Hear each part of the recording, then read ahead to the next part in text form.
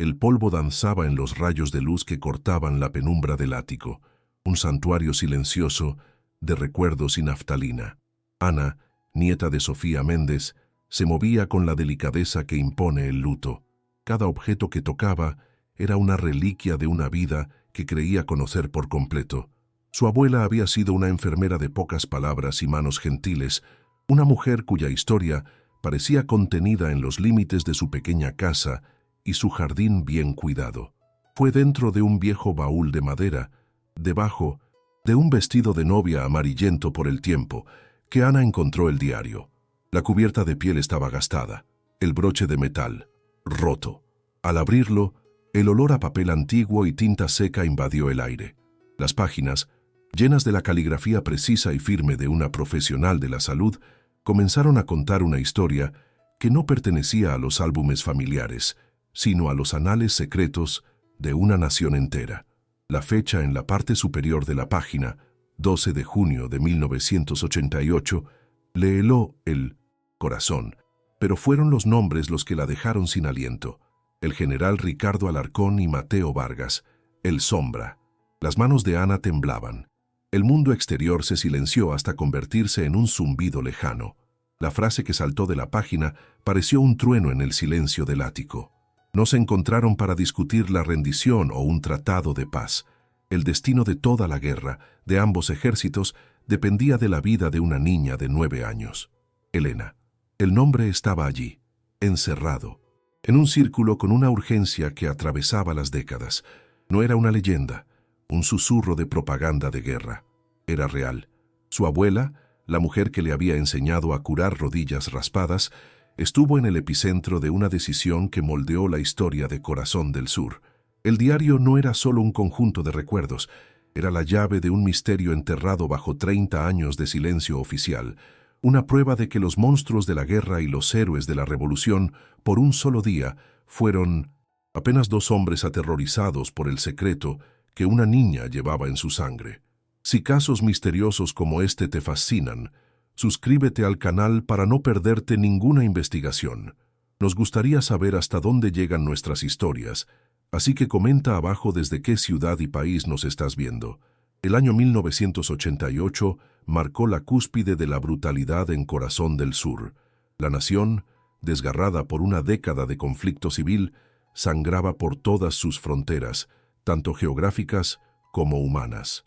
Las lluvias de invierno convertían las trincheras en ríos de lodo frío, donde jóvenes soldados de ambos bandos sucumbían no solo a las balas, sino también a la desesperación y a las enfermedades que florecían en la miseria. El olor a pólvora y tierra mojada era el perfume constante de una patria que se devoraba a sí misma. Las ciudades vivían bajo el peso del miedo, con toques de queda y patrullas constantes, mientras que en las montañas pueblos enteros desaparecían del mapa, víctimas del combate o del hambre. La esperanza era un recurso más escaso que las municiones, y la guerra, una bestia insaciable que parecía destinada a no dejar nada más que huesos y ruinas, un sombrío testimonio de la fractura de un pueblo. En el centro de este huracán de violencia se encontraba el general Ricardo Alarcón, el arquitecto de la estrategia militar del gobierno. Un hombre de 58 años, con un rostro esculpido por años de disciplina rígida y decisiones despiadadas. Para la gente de la capital, él era el pilar del orden, el salvador de la nación. Para los rebeldes y campesinos, era el carnicero del valle, un título que se ganó tras la campaña de Tierra Arrasada que pacificó la provincia del norte a costa de miles de vidas. Su conflicto interno era un abismo. Amaba a la nación pero despreciaba la fragilidad de su gente. Creía firmemente que para salvar el cuerpo de Corazón del Sur era necesario amputar sin dudar sus miembros infectados. El peso de sus actos lo atormentaba en las largas noches, pero lo enmascaraba con una armadura de frialdad, convencido de que la historia absolvería a los fuertes. Del otro lado del abismo ideológico, en las sombras de las montañas de la Sierra Madre, estaba Mateo Vargas, el Sombra. A sus 42 años era la antítesis de Alarcón, un exprofesor de filosofía que cambió los libros de Kant por las tácticas de guerrilla después de que el ejército de Alarcón masacrara su pueblo, incluyendo a su esposa e hijo. Esa herida primordial alimentaba su carisma y su determinación inquebrantable. Para sus seguidores, no era un comandante, sino un guía, un faro de justicia en medio de la oscuridad. Sus discursos, repletos de metáforas sobre la tierra y la resiliencia del pueblo, inspiraban una lealtad hasta la muerte. Sin embargo, con cada orden de ataque, una parte de su alma de educador moría, y se preguntaba si la violencia, incluso la más justa, no lo estaba convirtiendo en el tipo de monstruo que juró combatir. Fue en este escenario de odio mutuo que surgió un nuevo enemigo, uno que no distinguía uniformes ni ideologías. La llamaban la fiebre de la sierra. Empezaba con un escalofrío, un dolor de cabeza punzante, pero en 48 horas convertía a hombres fuertes en sombras febriles, desangrándose por dentro hasta que sus corazones simplemente se detenían. La enfermedad se propagaba por el contacto, por el agua, por el aire mismo de los campamentos hacinados. Era un terror invisible y democrático que diezmaba a las tropas con una eficiencia que ni las ametralladoras de Alarcón ni las emboscadas de El Sombra podían igualar. El pánico era el nuevo comandante en el campo, un miedo primordial que carcomía la moral y hacía que la muerte en el campo de batalla pareciera una bendición en comparación con el lento y agonizante deterioro en las tiendas médicas improvisadas. Lejos de las líneas del frente, anidado en un valle profundo y envuelto en niebla, existía el pueblo de Ojo del Silencio, un lugar que la guerra, por milagro u olvido, había decidido ignorar.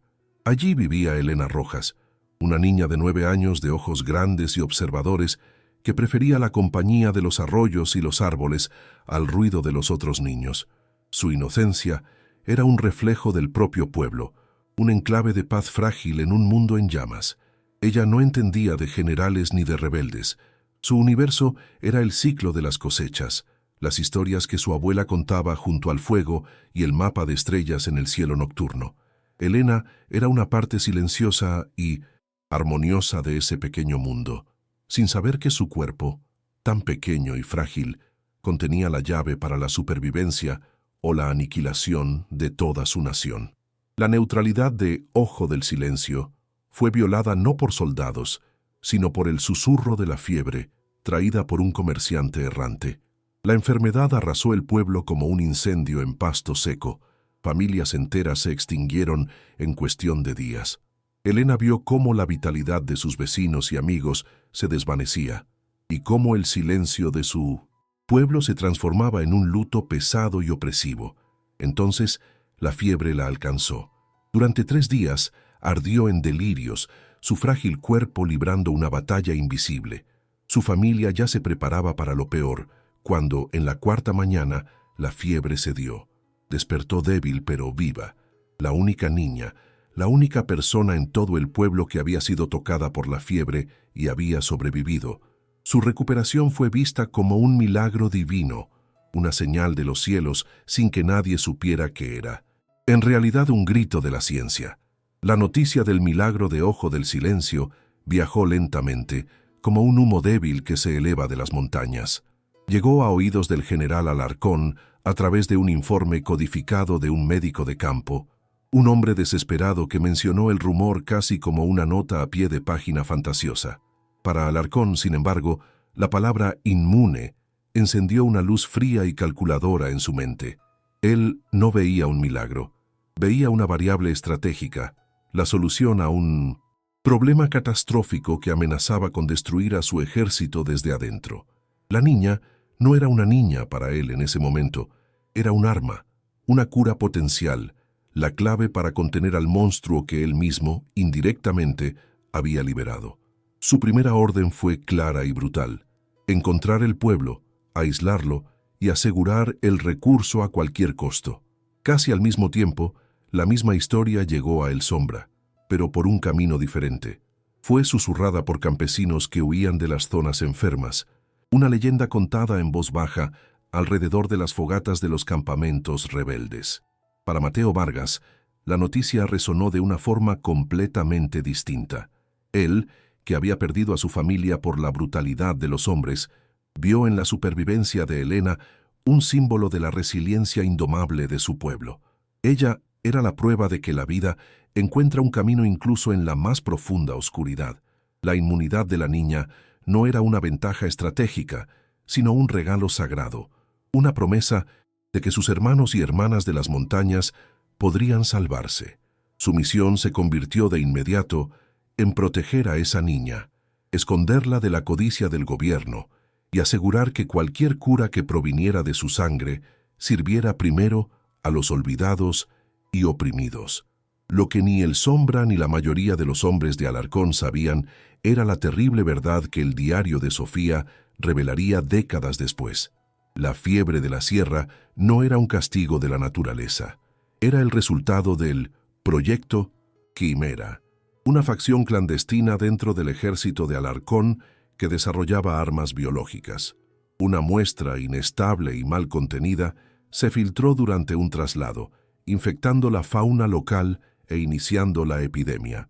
El general Alarcón lo sabía. El pánico que sentía no era solo por la pérdida de sus hombres, sino por el terror de que su arma más secreta e inhumana quedara expuesta al mundo. El escándalo lo destruiría, arruinaría al gobierno y convertiría su imagen de héroe nacional en la de un criminal de guerra. Estaba atrapado cazando la cura para un incendio que él mismo había iniciado. Con ambos líderes enterados de la existencia de Helena, el pueblo de Ojo del Silencio se transformó en el punto más crítico y volátil de todo el país. El general Alarcón movilizó una unidad de fuerzas especiales para extraer a la niña, pero las rutas de acceso eran un laberinto de valles y desfiladeros, territorio perfecto para las emboscadas de El Sombra. A su vez, los guerrilleros de Mateo Vargas formaron un anillo de protección invisible alrededor de la zona, listos para convertir las montañas en un cementerio para cualquier soldado del gobierno que se acercara. La situación era un punto muerto. Cualquier intento de capturar a Helena por parte de uno de los bandos resultaría en un enfrentamiento sangriento que, muy probablemente, terminaría con la muerte de la propia niña, el fin de la única esperanza para todos. Fue Alarcón, el pragmático, quien dio el primer paso impensable. A través de un contacto neutral, un médico de la Cruz Roja que, a su vez, confiaba en la enfermera militar Sofía Méndez, envió un mensaje a El Sombra. No era una petición de rendición, ni una propuesta de paz. Era una invitación a una reunión, desarmados, en territorio neutral. El mensaje era corto y cargado de un pesado significado. Tenemos un enemigo en común que nos matará a todos. El futuro de Corazón del Sur no está en el campo de batalla, sino en la sangre de una niña. Necesitamos hablar. Para El Sombra, la desconfianza era inmensa, pero la lógica irrefutable. Sabía que la fiebre no esperaría al final de la guerra. Aceptó. El lugar elegido fue una capilla abandonada en la frontera de las zonas controladas. El viaje hasta la capilla fue un ejercicio de pura tensión. El general Alarcón viajó en un jeep sin identificación, acompañado solo por dos de sus guardias más leales, ambos vestidos de civil. Cada sombra en el camino, cada sonido del bosque, era una amenaza potencial. Él, que comandaba a 10.000 hombres, se sentía vulnerable y expuesto. Simultáneamente, Mateo Vargas descendía de las montañas con el rostro cubierto por un pañuelo, moviéndose con la agilidad de un depredador en su territorio. Él también trajo solo a 2 hombres de confianza. La fina lluvia que caía parecía querer limpiar la tierra de sangre, mientras los 2 enemigos mortales se acercaban al único punto en el mapa donde no eran general y rebelde, sino solo 2 hombres desesperados, caminando hacia un futuro incierto. Dentro de la capilla, el aire era frío y olía a piedra húmeda e incienso olvidado. La tenue luz que entraba por los vitrales rotos iluminaba las partículas de polvo en suspensión, como fantasmas de oraciones pasadas. Alarcón llegó primero, su porte rígido contrastando con la santidad decrépita del lugar. Cuando El Sombra entró, los 2 hombres se miraron fijamente durante un largo momento. El odio entre ellos era palpable, una fuerza física que parecía doblar el aire. Allí estaban frente a frente, sin ejércitos detrás de los cuales esconderse. En sus ojos no solo había la furia de años de guerra, sino también el reflejo del mismo miedo, de la misma responsabilidad abrumadora que los había forzado a encontrarse en ese lugar profanado por la desconfianza. Entre ellos, como un pilar de calma y racionalidad, estaba Sofía Méndez.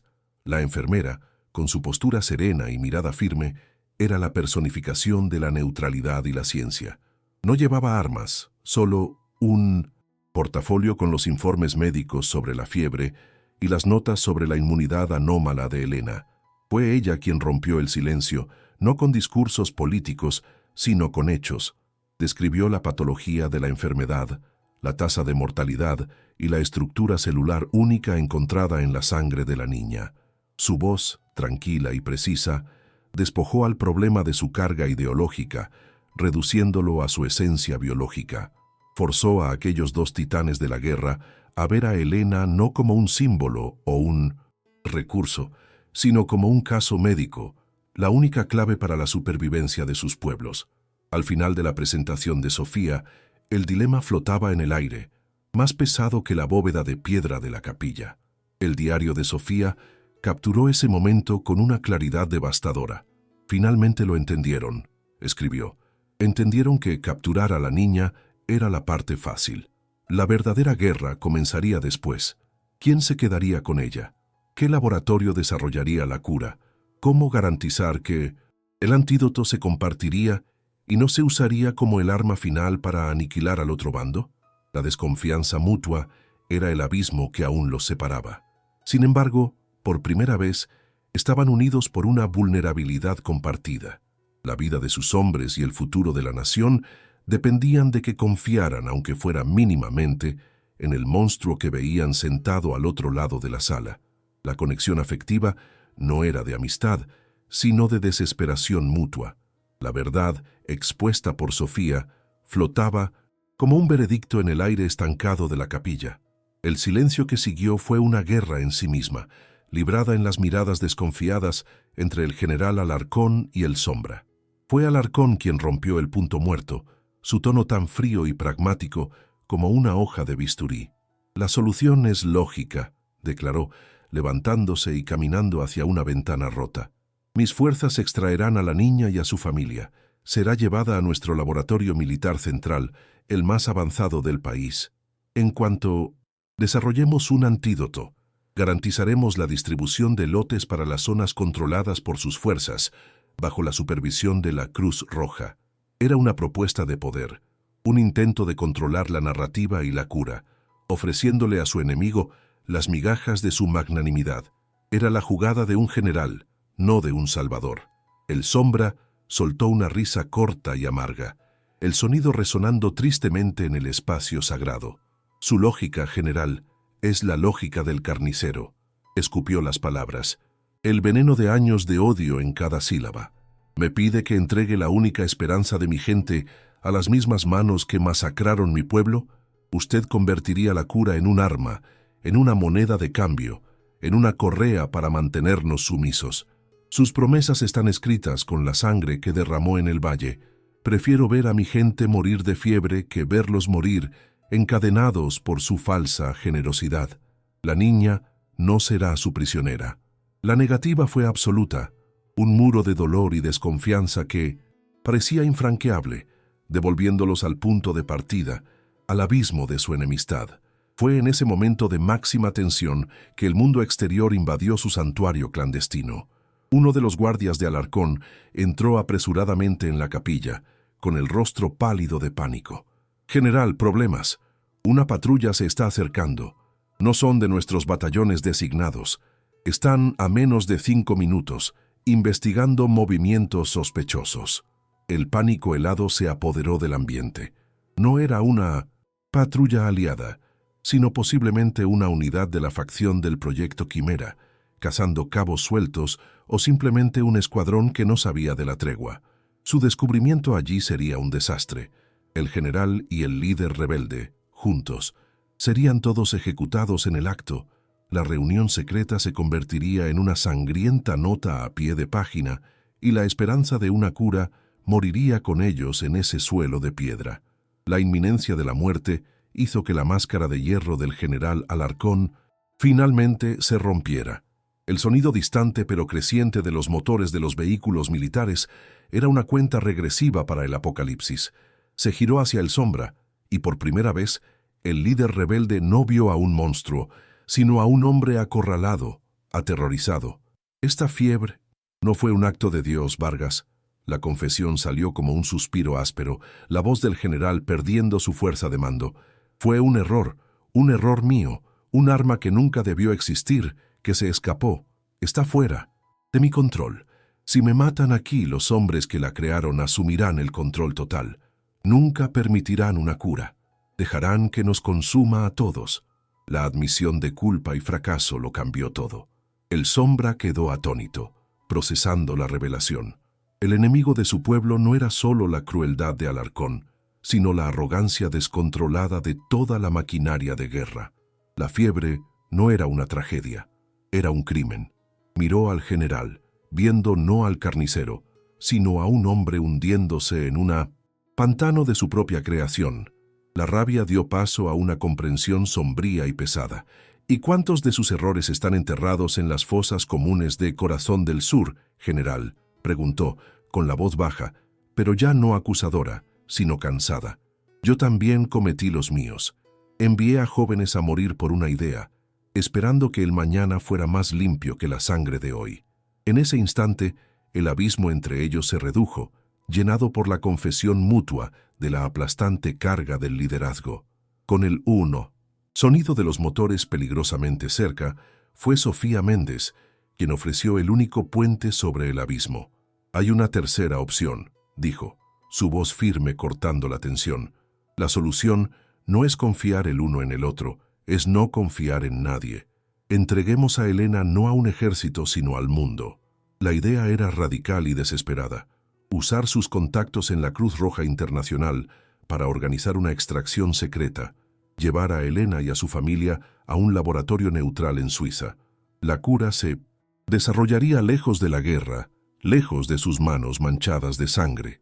Dejaría de ser un arma potencial para convertirse en lo que realmente es, una paciente, y la cura pertenecería a la humanidad, no a un bando de esta miserable guerra, concluyó. El dilema final estaba planteado en el momento de mayor peligro. Alarcón tendría que renunciar a su única oportunidad de controlar la cura y encubrir su crimen, confiando en que una organización internacional no lo expondría. El Sombra tendría que entregar el símbolo vivo de la esperanza de su pueblo, quizás para no volver a verla jamás.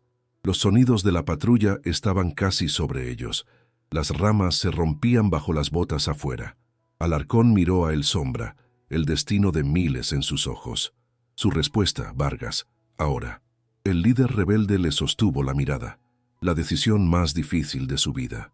Estoy de acuerdo, dijo. Pero usted, general, debe garantizar el paso seguro de ellos por su territorio. Quiero su palabra. La palabra de un hombre, no de un carnicero. Alarcón asintió, la gravedad del momento sellando el pacto. La tiene. En ese instante, la alianza más improbable en la historia de Corazón del Sur fue forjada, no con un abrazo, sino con un tenso y respetuoso asentimiento de cabeza. Inmediatamente, pasaron del punto muerto a la acción coordinada. Alarcón tomó su radio, su voz volviendo a ser la del comandante implacable. Contactó a la patrulla que se acercaba, inventando una historia sobre una inspección sorpresa, en un puesto de avanzada a kilómetros de distancia, ordenándoles que cambiaran de ruta de inmediato.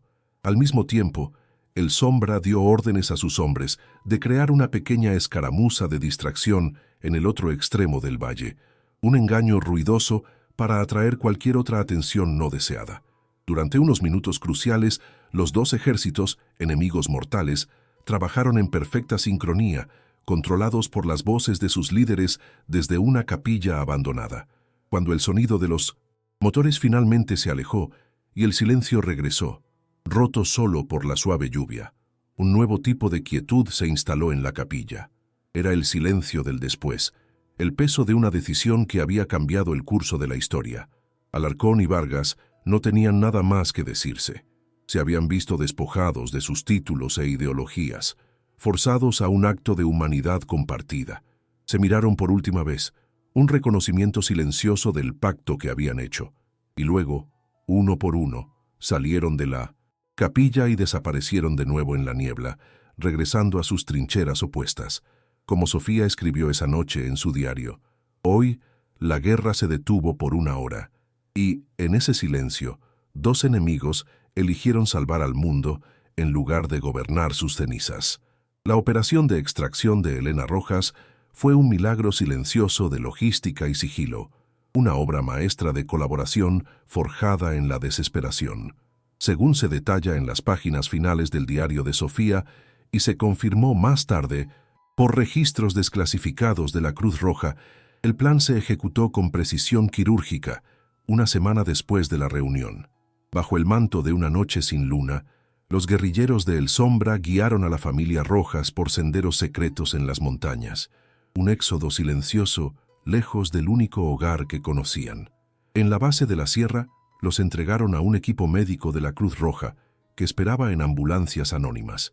El corredor de seguridad hacia el aeropuerto más cercano fue garantizado por el general Alarcón, quien desvió patrullas y creó puestos de control falsos con el pretexto de una operación de contrabando. Por una noche, los ejércitos enemigos trabajaron como uno solo, sus movimientos una danza mortal y perfectamente sincronizada para proteger la vida de una sola niña. En los meses siguientes, la fiebre de la sierra, que amenazaba con convertirse en un apocalipsis, comenzó a retroceder de forma inexplicable. Cajas de suplementos vitamínicos reforzados y vacunas preventivas contra la malaria empezaron a llegar a los campamentos de ambos bandos, distribuidas por organizaciones de ayuda internacional. Los soldados, tanto del gobierno como de la rebelión, aceptaron las inyecciones con gratitud, aliviados por cualquier protección contra el enemigo invisible. Nunca supieron que el antídoto que corría por sus venas había sido desarrollado en un laboratorio en Ginebra a partir de la sangre de una niña anónima de las montañas. La cura no se anunció con trompetas. Fue administrada en silencio, un secreto compartido por 2 líderes enemigos que observaban, desde lados opuestos del conflicto, cómo la plaga que casi los destruye se desvanecía como una pesadilla al amanecer, salvando miles de vidas en el proceso. Lejos de Corazón del Sur, Elena Rojas recibió una nueva identidad y una nueva vida. La investigación desencadenada por el diario de Sofía la encontró décadas después, viviendo en un apacible pueblo costero en Europa. Se convirtió en arquitecta paisajista, una creadora de jardines y espacios de serenidad. Irónicamente, una sanadora de la tierra. No tenía recuerdos de la fiebre, del pueblo en luto o del miedo en los ojos de sus padres. Su memoria de la infancia comenzaba con la nieve, el olor a pan recién hecho y un nuevo idioma.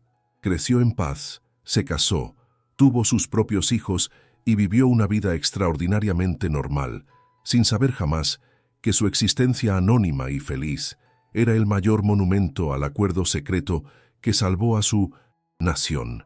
Su normalidad fue el resultado más inspirador de aquella alianza imposible, la prueba viviente de que la decisión de ambos valió la pena. El general Ricardo Alarcón y Mateo El Sombra Vargas nunca más se volvieron a encontrar. La guerra continuó por otros 7 años y permanecieron como enemigos mortales a los ojos del mundo y de sus propios hombres. Sin embargo, el diario sugiere que algo cambió en ellos. Alarcón, aunque seguía siendo implacable, nunca más empleó tácticas de tierra arrasada con la misma ferocidad. Vargas, por su parte, se convirtió en un defensor aún más fervoroso de la protección de los civiles, emitiendo órdenes estrictas contra los daños colaterales. El secreto que compartían, el saber que habían confiado el uno en el otro para salvar a sus pueblos, creó una capa invisible de complejidad en su conflicto. Fueron adversarios hasta el final, pero el diario de Sofía los reescribió en la historia no como monstruos o santos, sino como hombres falibles y complejos, capaces de un acto de grandeza en medio de su propia oscuridad. El descubrimiento del diario de Sofía Méndez, tantos años después, no solo sirvió para resolver un misterio histórico, ofreció a Corazón del Sur una nación aún marcada por las cicatrices de la guerra, una nueva narrativa. La historia de Alarcón y El Sombra dejó de ser solo sobre el odio y la división, y se convirtió en un legado de sacrificio, responsabilidad y de la sorprendente humanidad que puede florecer en las circunstancias más sombrías. Demostró que incluso los enemigos más irreconciliables pueden ser unidos por un propósito mayor, que la supervivencia puede, a veces, superar a la ideología.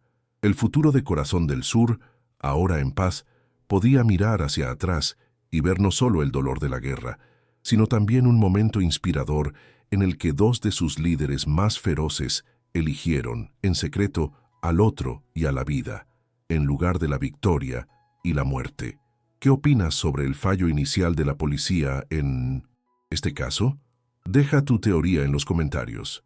Si crees que toda víctima merece justicia, sin importar cuánto tiempo pase, dale like a este video y suscríbete al canal para más investigaciones como esta.